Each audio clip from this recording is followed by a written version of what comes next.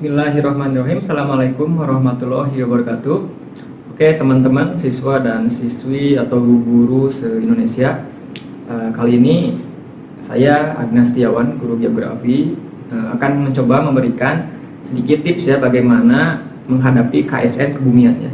Tapi kalau yang geografi kan sudah dijelaskan ya di video sebelumnya tentang bagaimana tipsnya ya. Nah kali ini kita akan mencoba melihat ya bagaimana sih cara menaklukkan soal KSN kebumian gitu ya. Nah ini mudah-mudahan bisa membantu kalian yang sedang berjuang untuk mewakili ini ya tim KSN-nya di sekolah masing-masing untuk kebumian. Ada 5 tips yang akan saya berikan, jadi silakan dipahami dan ya silakan dipraktekkan ya kalau ada yang masih bingung ya gimana cara belajarnya. Mudah-mudahan di video ini bisa memberikan sedikit wawasan gitu ya. Baik, langsung saja. Yang pertama ya, yang pertama apa sih yang harus dikuasai oleh siswa dan siswi ya ketika akan menghadapi KSN kebumian ya. Yang pertama, saya akan tulis ya ini supaya ada tulisannya keyword-keywordnya ini ya. Nah, yang pertama pasti adalah baca ya. Maksudnya adalah kalian harus menjadi seorang pembaca yang baik ya. Tidak mungkin kalian bisa lolos KSN apapun ya, entah itu kebumian, matematika, geografi, kalau kalian tidak punya daya baca literasi yang bagus. Jadi semakin banyak membaca, maka kalian wawasannya semakin bertambah, dan ketika banyak konsep-konsep yang kalian sudah baca masuk ke kepala, maka itu akan mempermudah kalian nanti ketika menghadapi soal, karena akan banyak istilah-istilah kan, konsep-konsep yang memang berbeda dan jarang ditemui ketika belajar seperti biasa di kelas ya, karena itu kan materi standar kalau di kelas ya. Tapi kalau kebumian, geografi, OSN, KSK ya, matematika dan lain-lain itu lebih banyak lagi. Nah inilah diperlukan pencarian ya, literasi, searching, baca terus berulang-ulang ya.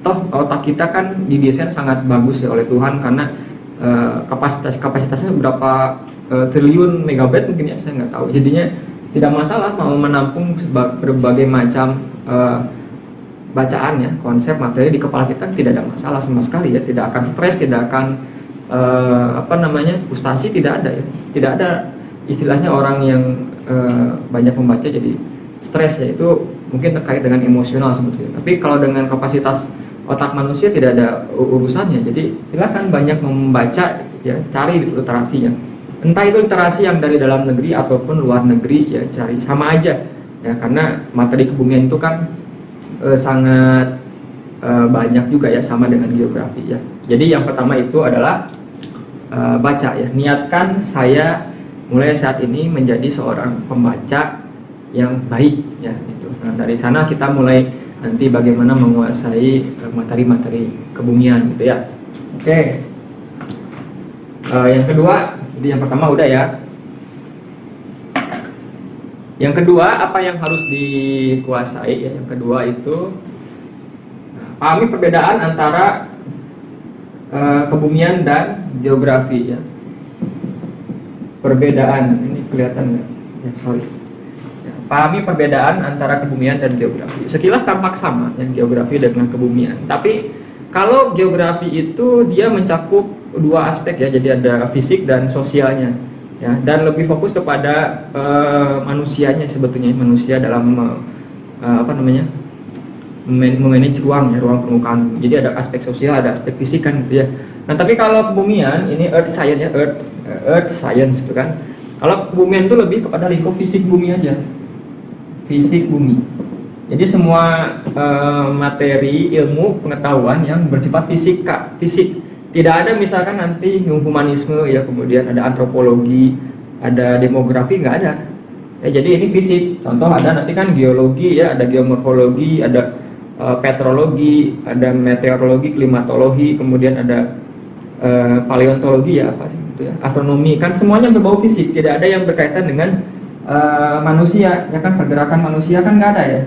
Gitu kan ya, demografi, migrasi, penduduk, transmigrasi ya, kebudayaan kan tidak ada ya. Tapi kalau di geografi ada kan kebudayaan gitu ya. Nah ini tidak ada. Jadi kebumian tuh fokus di fisik. Silakan pelajari materi-materi ilmu penunjang kebumian ya, dari mulai geologi, geomorfologi, meteorologi, klimatologi dan lain-lain ya. Astronomi juga masuk ya, astronomi gitu. Nah, jadi pahami perbedaannya ya. Ini jadi kalau ada yang nanya bedanya kebumian dengan geografi apa? Beda dari sisi struktur ininya, ya, objeknya. Kalau kebumian lebih ke fisik bumi ya, bagaimana mempelajari bumi, mekanisme fisiknya, ya. Tidak ada manusianya tidak dipelajari ya, khusus buminya. Gimana bumi terbentuk, batuannya apa, ya. Kenapa ada hujan petir, kenapa ada tornado, gitulah ya. Kenapa arus laut seperti ini, kenapa batuan seperti ini, gitu. Tidak ada manusia kebudayaan, ya, tidak ada. Oke, paham ya. Jadi pahami dulu bedanya kebumian dan geografi. Baik. Yang ketiga, untuk menguasai kebumian itu kalian harus sama juga ya, pahami soal-soal sebelumnya, soal-soal tahun lalu. Sama dengan yang KSN geografi kan sudah saya jelaskan juga ya. Nah, ini di kebumian juga sama. Kalian buka download soal-soal kebumian tahun lalu ya, dan pelajari ya soalnya satu persatu ya, pahami, dan pokoknya semakin banyak kalian berlatih soal, maka nanti pola soal itu akan terekam di memori kalian. Jadi ketika kalian mengerjakan soal nanti tahun ini, pasti nggak bakal terlalu bingung karena soal yang seperti ini pernah saya temukan di soal tahun sekian. Nah, itu kan artinya memberikan peluang persentase jawaban yang lebih tinggi dibandingkan dengan tidak pernah membuka soal sama sekali gitu kan. Jadi pelajari soal-soal tahun lalu ya, yang udah banyak kok di blog saya di gurugeografi.id ya, silahkan dicek, ada ya. Jadi tinggal download, pelajari ya itu, dan mudah-mudahan nempel di kepala gitu ya, pola soalnya. Kita mencari pola soal ya gitu. Jadi ini penting sekali. Yang keempat berkaitan dengan soal tadi ya.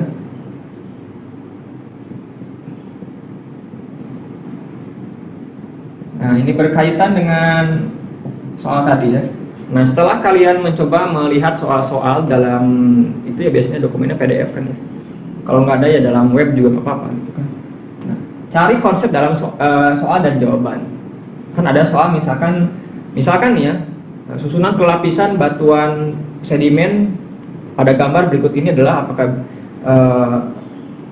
bedding ya, kemudian ada mud crack atau apa gitu ya, ada yang lainnya lah, banyak gitu ya. Nah, itu kan konsep-konsep dalam pilihan ya, A, B, C, D. Nah, kalian jangan sampai ketika mendapatkan jawaban, ini jawabannya adalah mud crack ya misalkan ya. Ada kan banyak ya konsep itu dalam geologi misalkan, atau geomorfologi itu kan struktur.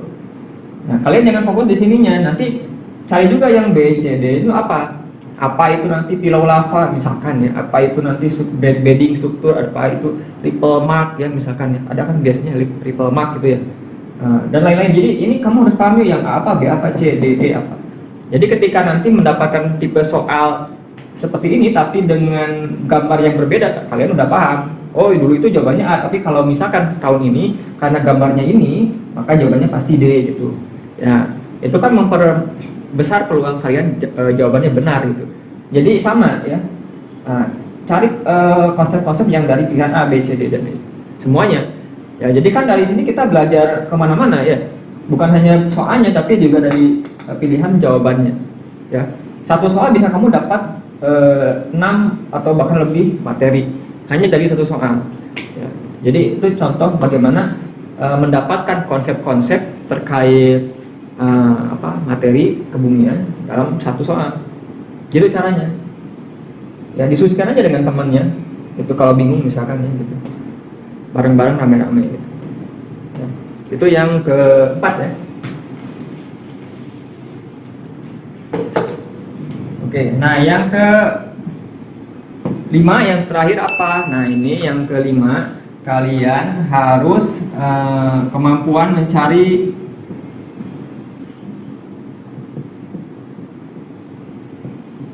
sumber belajar.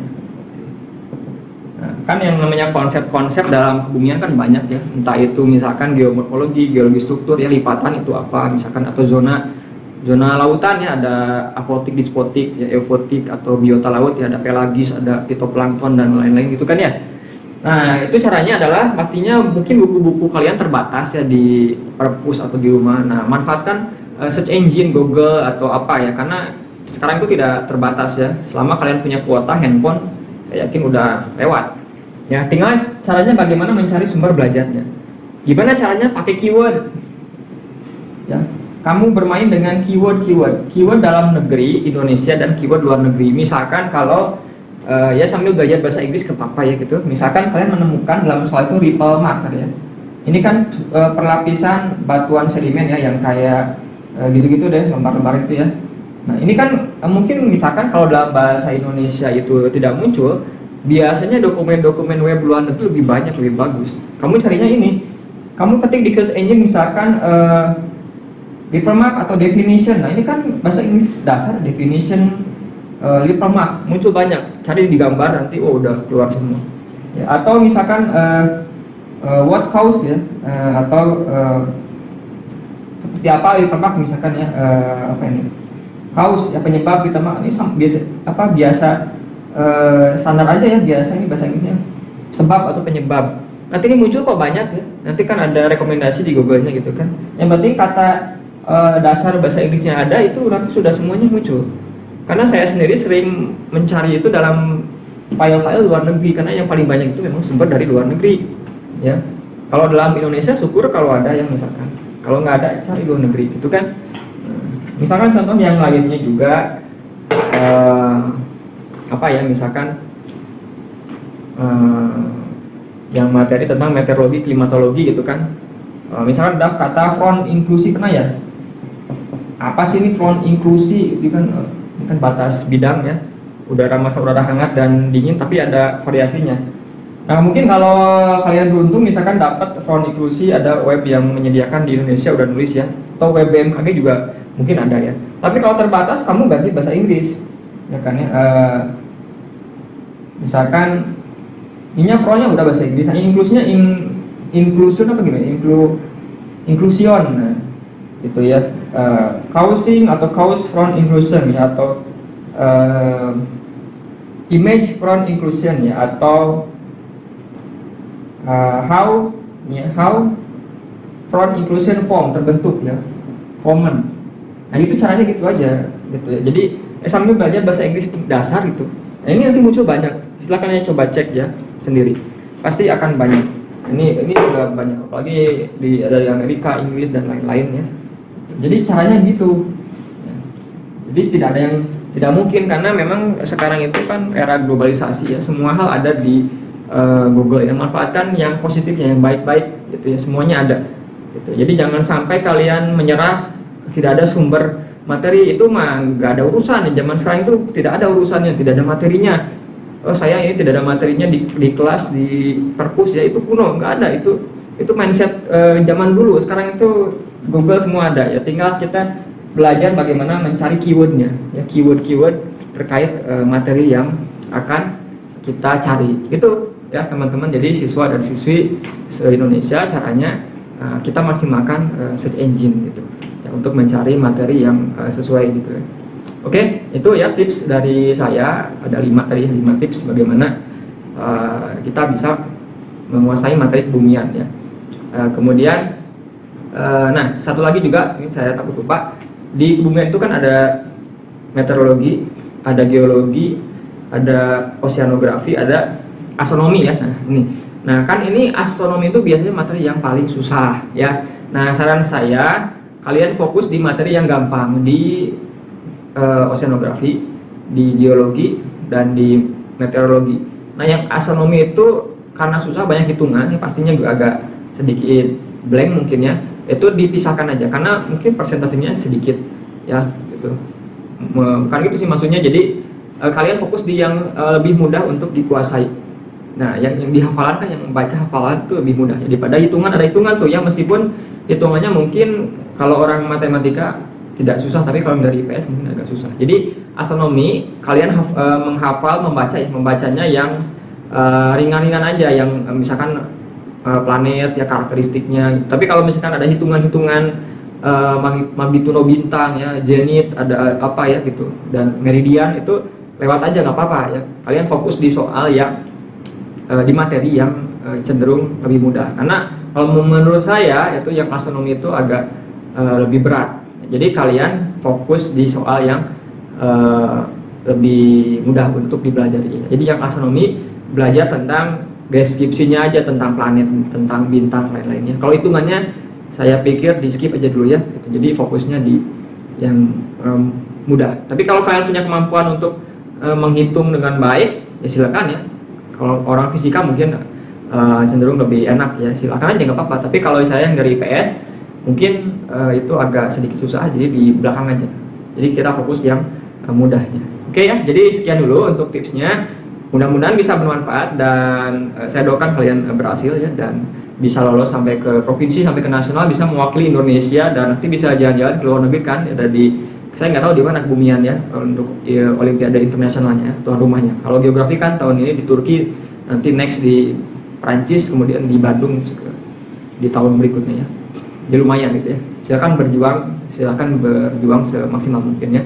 Terima kasih. Mohon maaf kalau ada kesalahan. Jangan lupa untuk share dan subscribe boleh ya, untuk nanti update terus materinya dari saya. Assalamualaikum warahmatullahi wabarakatuh.